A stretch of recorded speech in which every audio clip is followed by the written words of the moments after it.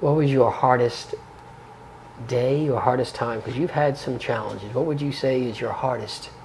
The hardest day was when I received a page on my pager, because my phone, I was in transition at that time, that my son had been life flighted to the trauma center in Memorial Hermann. And when I arrived there at Memorial Hermann, they took me in a room by myself and told me they had to check his heart and then they'd come back and let me know. But he had been hit head on his motorcycle. He was half a mile from home. I lived upstairs, he lived downstairs. And like coming home from work, and he had 9 broken ribs, 2 punctured lungs, a laceration of the spleen, contusion on the brain with bleeding. All his bony sensors on his back were blown off. He had severed nerves at his spinal cord, broken collarbone, and he had brachial plexus injury on his left side. And I think that's what I can touch on there. And so they told me, I could go in and see him, and that his heart was fine, so praise God. But his bike had broken into 2 pieces because it hit this guardrail post, and it all took the blow right here on his neck.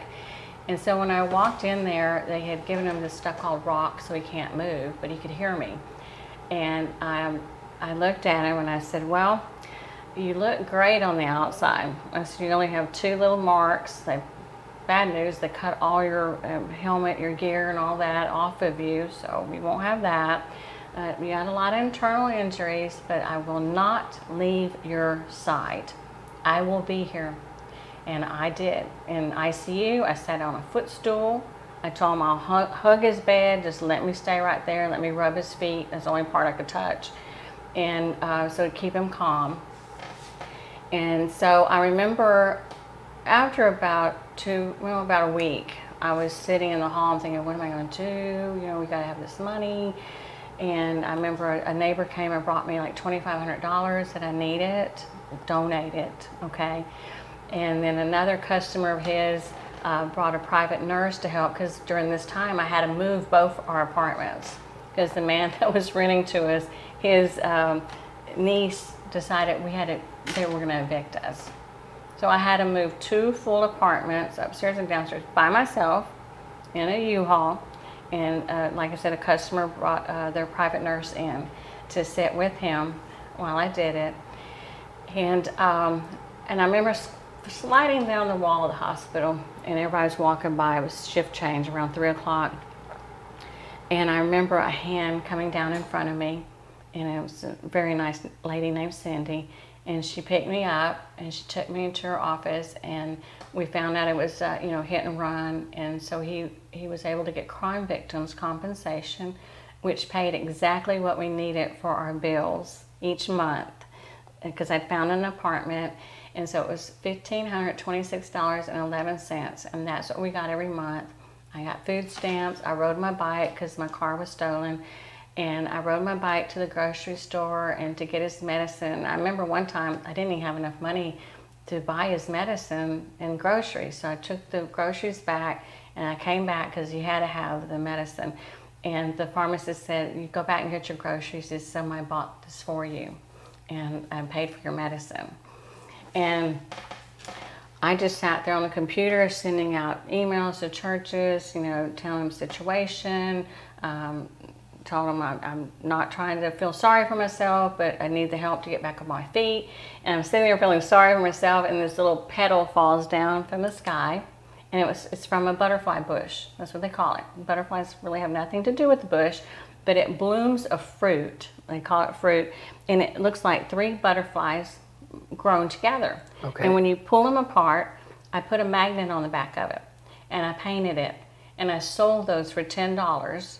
And that's how we had enough money to buy extra food we need, or any food or any supplies. How did you sell them? You put them online? What year is this? This was 2003. Oh, so it's not online. No. So I went to the beauty shops and different places where there'd be a lot of women that would, and I put a jar there with my son's picture. And I said, these are handmade, and I still to this day I paint them and I give them away. You could come out to your car and it'd be one stuck on your door, I think we had one.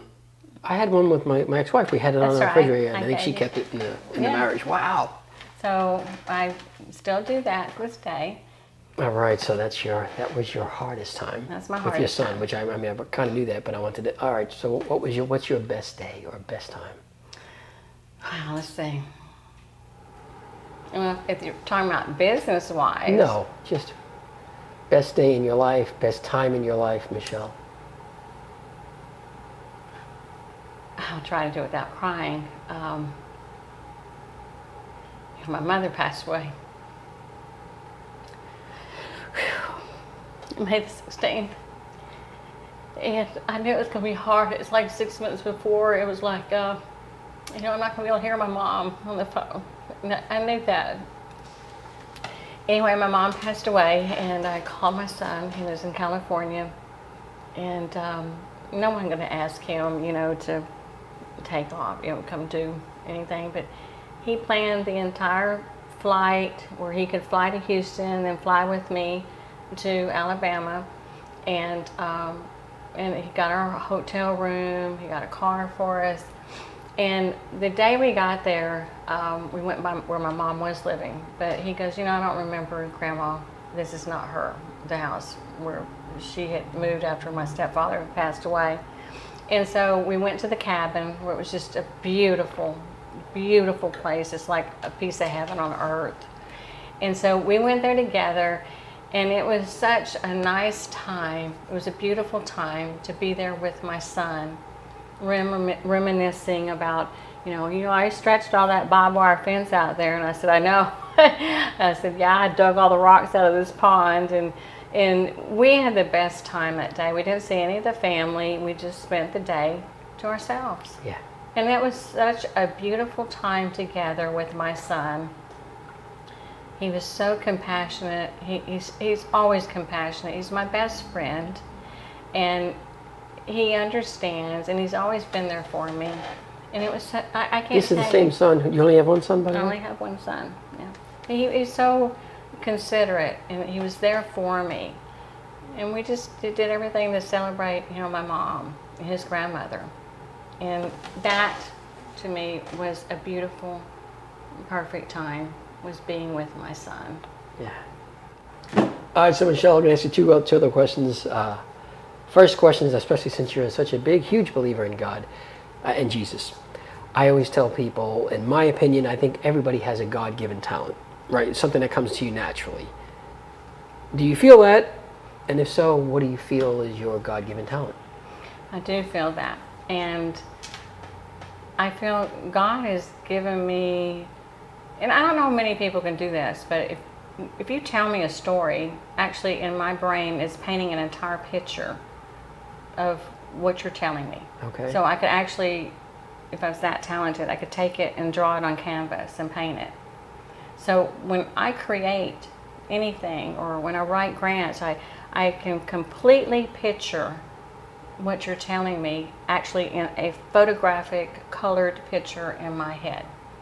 And that's why all I used to do for years was just art. I'm a copycat painter, so like a picture you have on a wall, Yeah. I could take and copy and paint it almost identical. Really? I can. And so if you're writing a grant, you're writing it with this, like you have the story in your head, because you have to write a grant. You don't just get a grant, you have to write it a certain way. Write it, and you have to visualize it, and you have to feel it. And God has really given me that talent. I'm not saying, oh, I'm the most special person, but He has given me a talent to see it, to feel it, to do it. And I've asked several people, like, when someone tells you a story, do you actually see it in your brain? Or they go, no. I go, okay. So, I mean, it's till recently I have realized that maybe not everyone can see that. Everybody doesn't have a picture drawn in their brain. Even the picture that you created of connecting the butterfly, blooming butterflies to help a woman who are battered. That's what I say. Well, how'd you get that connection? That's just Just God showing me that. I mean, I'll be outside and seeing a butterfly, and I'll think, oh wow, it's like a woman giving birth to a baby. And seriously, it is. It's just unbelievable how God takes a caterpillar. Okay, get this. Takes a caterpillar, it makes a chrysalis, it turns into mush, liquid. There's liquid inside this chrysalis. There's nothing in it but mush. And it forms into a butterfly. A body, wings. It forms into a butterfly. That is miracle to me. Yeah. You know? Absolutely, yeah. So the transformation that women or anyone who has challenges in their life, just know that you can do it. You can rebirth. You can rebuild. No matter what knocks you down, just get right back up. You don't want the enemy to ever have any control over your life. You only want God to have it, and you have to fight for that every day. You have to fight through it and not stop. So beautiful. You just answered my second question was going to be, what if somebody who's going through some hard challenges that don't even compare to yours? And I shouldn't say that. There's people out there with very hard, but you have gone through some incredible challenges, and you just gave great advice. You just gave great advice. Michelle, thank you so much for being here. Thank you for the peach snapple.